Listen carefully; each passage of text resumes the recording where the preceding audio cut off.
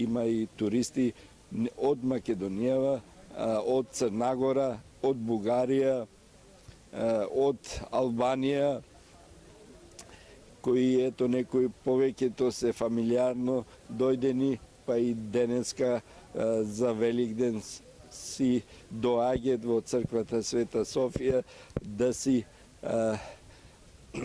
си ги направат адети.